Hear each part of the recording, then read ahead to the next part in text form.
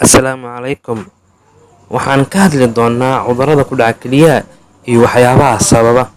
Waxaa aad u soo badanaya dhalinyaro ka cabanaysa kelyo xanuunka. Waxaan idiin soo gudbin doonaa waxyaabo muhiim noo ah dhammaanteen oo naga caawin doona inaan ka badbaadno cudurkaas kelyo xanuunka.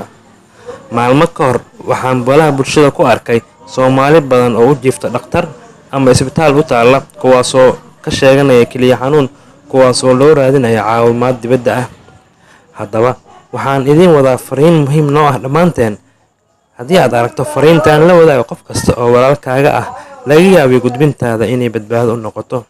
Haatan ku soo dhawaada mawduuceena maanta. الصبح بدا من طلعته والليل دجى من وفرته فأقر سلا فضلا Waxaan idinla wadaagayaa 6 qodob oo ugu waaweyn kuwaasoo sababi kara in kelyahaaga shaqo joojiyaan.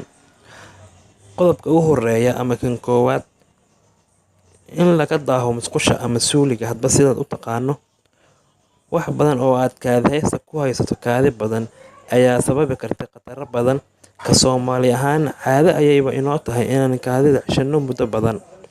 Haddaba ogow, haddii kaadihaystaada ku raagto kaadi badan ay sababi karto in bakteeriyada si dhaqso ah ugu taranto kaadihaysta, taasoo sababi karta in tubooyinka kaadida dib u celiyaan, infekshan ka dhalan karo.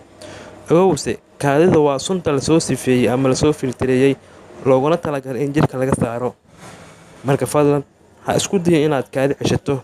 Haddii aad heli karto inaad dhaqso iska sifeyso ama aad ka bixiso dhaqsi musqusha gal. Qodobka labaad ee sababa kelyo xanuunka ayaa ah cunidda cusbada badan. Yareyso cunidda cusbada badan, hana badsan oo ha cunin wax ka badan 5.8 garaam oo maalintii cusbo ah. Fadlan ha badsan cusbada waayo waxay ka mid tahay waxyaabaha sababa kelyo xanuunka ama kelyaha shaqada fariisiya. Qodobka saddexaad ee sababa kelyo xanuunka ayaa ah cunitaanka hilib badan.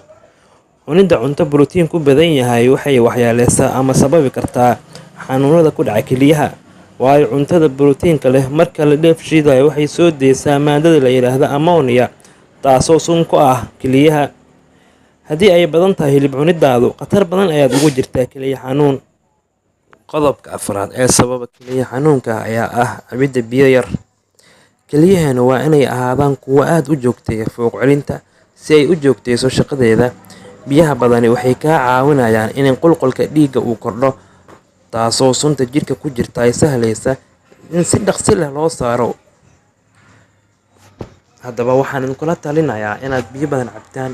Ugu yaraan maalintii waa inaad cabtaa litir biyaha caadiga ah si aad uga badbaado xanuunada kelyaha ku dhaca. Qodobka shanaad ee sababa kelyo xanuunka waa maadada la yiraahdo caffeine. Waa isku jirka cabitaanada fudud, sodas and soft drinks, waayo waxay kordhiyaan cadaadiska dhiigga. Kelyahana waxay bilaabayaan inay dagaalamaan. Marka jooji xaddiga badan ee aad cabayso kookada maalin kasta. Qodobka lixaad ee u dambeeya ee sababa cudurrada kelyaha ku dhaca ayaa ah daaweynta oo laga daaho. Iska daaweey xanuunada caafimaad oo dhan si jirkaagu fiiqob uu u dareemo. Haddaba qodobadan aan idin soo tiriyay waa kuwa sababa kelyaha xanuunkooda. Haddii aad rabto fiiqabka kelyahaaga, waa inaad sameysaa qodobadan cagsigooda. Waxaan kaaga mahadcelinayaa daawashada muuqaalkan. Fadlan haddii aad ku cusub tahay kanaalkan, subscribe saar si ay muuqaalada dambe ay kuu soo gaaraan.